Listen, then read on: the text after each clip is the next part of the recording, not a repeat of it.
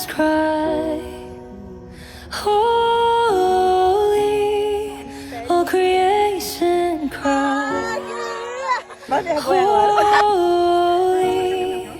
you are lifted high, holy, holy forever.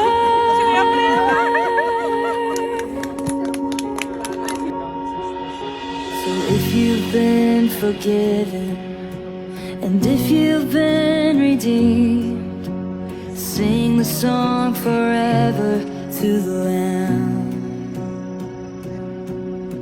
Now if you walk in freedom, and if you bear His name, sing the song forever.